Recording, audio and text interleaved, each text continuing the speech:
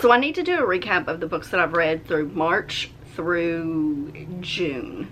I know that that's like 4 months and you think that it's going to be a lot of books, but it's not. So let's get into these reviews.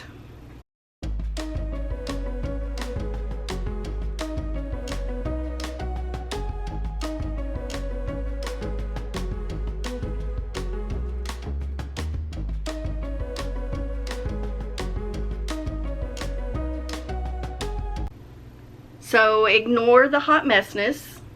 I am hot. It's 110 degrees outside right now. And I just got home from work, so I am flushed and I'm a hot mess looking, but whatever. I also have crap over here that I'm not gonna move, so that's gonna be what it is. But let's get into these books. So March through June, I only read 9 books. I think that's what I just counted. My cat has also lost her mind, so if you hear some noise in the background, she's playing with some balls that have some bells in it. So that's what that is. Some of these I'm not going to go into a huge deep review because I've got some in-depth vlogs that should be coming if they're not already posted. So in March I only completed 1 book, and that was The Enlightenment of Bees by Rachel Linden. I ended up giving this one 4.5 stars. It was not what I expected. Basically it follows a girl whose life turns upside down. She's, I think, late 20s, mid 20s, but she thinks her boyfriend's gonna propose to her, and it turns out that he just can't do it, and they end up breaking up. And she then joins her roommate on a kind of a world tour that starts off on this island. They're going to do like humanitarian work, and so we follow that journey. We learn, it's almost like a coming of age story. But the Enlightenment of Bees comes in because her family owns a lavender farm in, I want to say upstate New York, but that doesn't sound right. I don't know, but her parents own a lavender farm, and the bees pollinate it. I think they may also have some beehives. I finished it 4 months ago, so I'm not, the details are slipping my mind a little bit. But like I said, there is a vlog about this that goes into more depth about my thoughts as I'm reading it. So if I have already posted that, I will link it down below. This was, I read it for buzzword cover, for pattern on the cover, and I mean, you can see it's got stripies, so that's a pattern. In April I read 2 books. I don't have either one of these. I read them both on audio. The first one is Sunrise on the Reaping by Suzanne Collins. This was a 5-star read for me. This was Haymitch's story. Was this the 5th book in the Hunger Games saga? The 2nd book in the 2nd trilogy. I think my guess is there's probably going to be one more that comes out. But 5 stars. There's not much I can say about this because it is the 5th book. We follow Haymitch's story for the 2nd quarter quell, and it was an amazing story. I did not get as emotional and cry as much. There was a couple of spots that just I sobbed at. But for the most part, we kind of know how his story goes. We just didn't have the details of the actual quarter quell. And so this fills in those gaps. So I'm going to talk about the next 3 books all in one. One of them I finished in April. The other 2 we finished in May. And that is because these are books 3, 4, and 5 of a series, of a middle grade series. It is complete. There's no more books in this series. But it's the Aru Shah series by Roshani Chukowski. I know I misspelled that. I mean, mispronounced that, and I'm so sorry.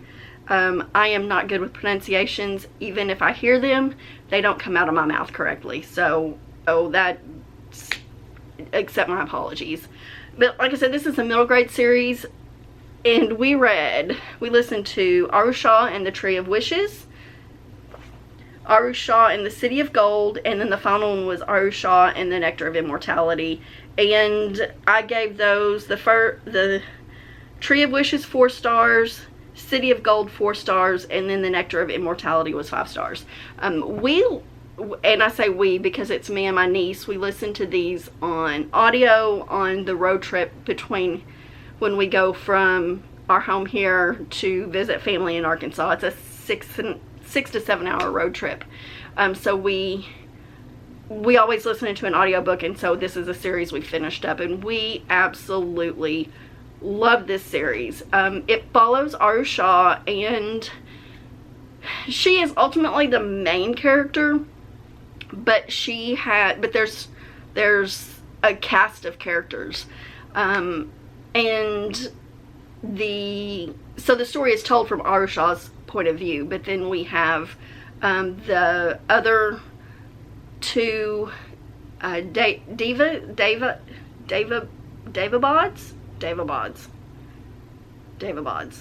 and then we have, I can't even remember his name now. Anyway, the story of it is, the gist of it is, it's based off of mythology. I think it's Indian mythology. But don't quote me on that. But Arusha's mom owns a museum, and in the museum there is basically an urn that says "do not touch." Well, it got knocked over, and the deity that was trapped in the urn was released, and that just happened to be her father. So the gist of it is the Devabods? I think that's what they're called. Anyway, the gist of it is they are just not descendants, but they have a godfather, so they are semi-gods, but they don't know that until not Devabods. Devabods is a whole different, it starts with a P. I don't have my phone with me. I'll put it on the screen because it's really driving me crazy. And I don't know why I can't remember the right terminology for it. Now I want to say Pumbas, but that's not right either.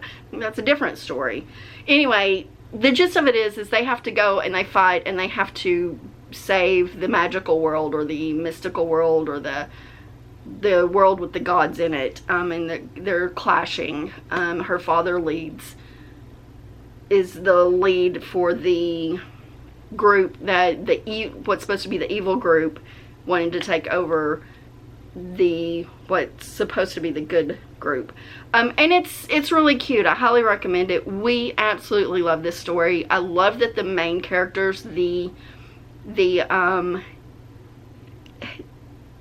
hero, are actually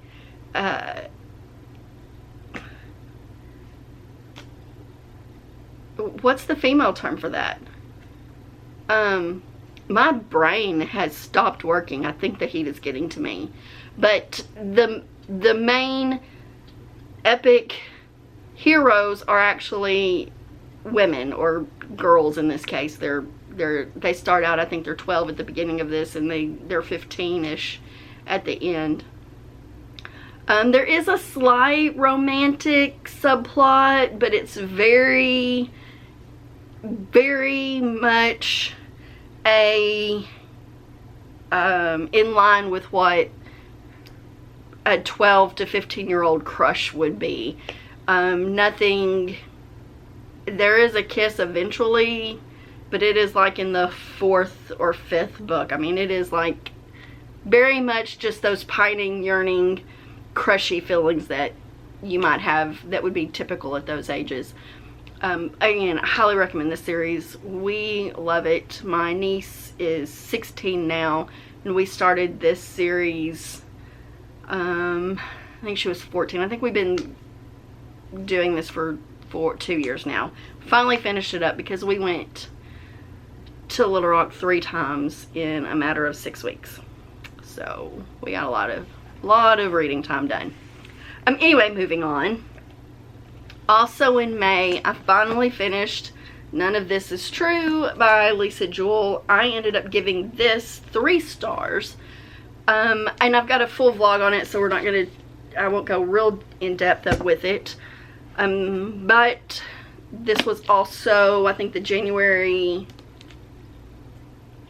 buzzword. Truth and or lies is the word, so none of this is true. But we're following a main character who has a podcast, and she ends up being stalked by by the protagonist or antagonist, or the other main character in here, and we kind of it's telling of their story, and it's done in a podcast / Netflix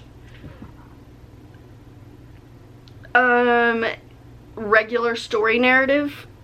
And the first 75% of this book was great. I was sitting at like 4.5 stars for the first 75% of this book. The last 25% ruined it for me, and I was so pissed off at the end of it.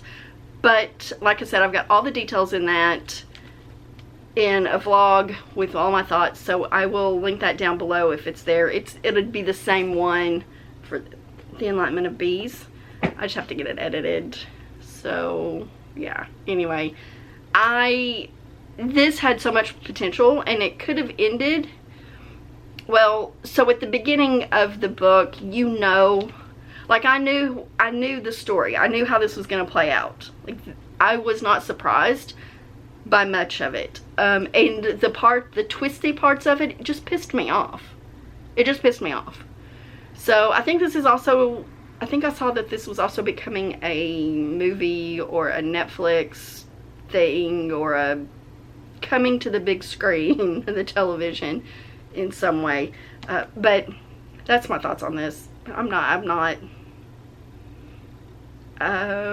If you like Lisa Jewell, I hear that this kind of follows some of her same writing patterns, and so you may like this one. Like I said, it just made me angry at the end. Then the other one, the last one I read in May finished in May, was The Bar Harbor Retirement Home for Famous Writers and Their Muses by Terry Lynn DeFino. I also have a vlog on this one because this was a buzzword with books on the cover. I forget what month, but I think probably March or April, even though I finished it in May. Whatever, that's a different story. But I enjoyed this. I ended up giving this one 4 stars, and what this is we are following a group of writers and publishers and editors that are now old and in a retirement home that a different writer set up and kind of funded, Bar Harbor. And so our main characters are a couple of writers. Like I said, a couple of writers that have known each other forever. They've all been in the scene. One of their editors, and then a couple of the staff at the retirement home. And then there is a story within a story here, because 2 of the writers start out writing a story. And then a 3rd writer jumps in to give a perspective, and then the editor jumps in and kind of does her thing, her involvement of it. So we have essentially kind of 3 different storylines. We have the book inside the book that the writers are writing. We have the storyline of the writers, and then we have the storyline of the staff, all kind of interwoven together. I enjoyed it. It kind of was sloggy, and sometimes it was a little hard to keep the characters straight and the storyline straight. There was some overlap because the story that they're writing has a little bit of overlap with the real world. So, not really, but kind of. It's hard to explain. So anyway, I enjoyed it. I don't know that I would recommend it to just everybody, but it was an interesting story, and I really did, and I ended up enjoying it. I gave it 4 stars, so, And then the 2 books that I read in June, I don't have those physical copies either. One of them was the Very Secret Society of Irregular Witches by, I'm gonna butcher this, Sangu Mandana. And this is, I gave this one 5 stars. It is a story about a young witch who doesn't know her place in the world, and then there is a home that has 3 young witches that need some training. And that's really all that that's really all I can tell about, really describe the story. It was really good. I enjoyed it. It's got those kind of feelings of, well, my daughter compared it to House on the Cerulean Sea. Although it's not exactly that, but I can see how you would get to that story. It's kind of a story about the outcast society. These girls are hidden because you can't have witches together, because they're trying to hide from the regular world, and too much power, too much magic in the same place can cause a problem. So anyway, it was really good. I enjoyed the story. There was a lot of it was really a feel-good story. So the last book I finished in June was a nonfiction. It is Eve, How the Female Body Drove 200 Million Years of Human Evolution by Kat Bohannon. I gave it 5 stars. I really enjoyed this. I listened to it on audio, but it is the evolution of women, really, where we have gone back in history to kind of find the first time mammals had a uterus, or changed from egg laying to carrying in utero, where the first time mammals began producing milk to feed their young, all the way through history. Talks about how medical history never has studied women that until the more recent years, to like the last 20, 25, 30 years. All that we've known about medical history has all been based off of the male body and not the female body. And the female body just isn't the same as the male. They're not, they don't really overlap like our modern medical research would suggest, or not modern, but the historical research, the data that we have. I found it very interesting. I was very well engaged. She gave modern day examples and related it to things in the real world. I mean, it's all real world, but she related it to things that were a lot easier to understand on a everyday layman terms. And like I said, I really enjoyed it. It was fascinating to learn about the evolution of women, really.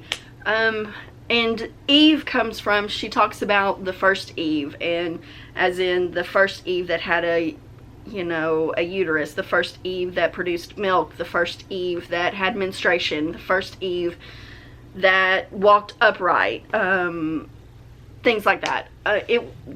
That is kind of where the Eve comes from, where our start as women came from, or the things that make women women, the female body. And she very much includes trans women in that, and she talks about the differences between men and women and the trans not physiological, but she includes trans women in this. So this is anyone with a uterus or that identifies as a woman, those kinds of things. So very interesting, very intriguing, very informative. I highly recommended if you like nonfiction, or you're looking for a nonfiction to read for, say, a certain HERCED prompt that you have to read a certain nonfiction. This would be considered probably medical. You could cast it as medical, you could cast it as biological nonfiction or biology. Even could probably go into like a history nonfiction, but or gender studies, or there's lots of places you could fit that in a nonfiction world. So if you're interested in any of that sciencey nonfiction, I highly recommend this. And I guess that's it. 9 books, 9 for the month, for the last 4 months, and I had fairly good reading months. I have not read very many bad books this year, so that is great. And with that said, I am dying here. So hot, I'm going to close my windows and sit in front of a fan until I can cool off. I hope you're staying cool wherever you are. If you would like to hear more about my thoughts on books, then please be sure and hit that follow button. Give me a thumbs up if you enjoyed this. Let me know in the comments below if you've read any of these books. I know several of them are very popular. I would love to know if you've read None of This Is True and what you thought of it, because I was so angry at the end. But with that said, I'm going to end this here, and I will see you in the next video.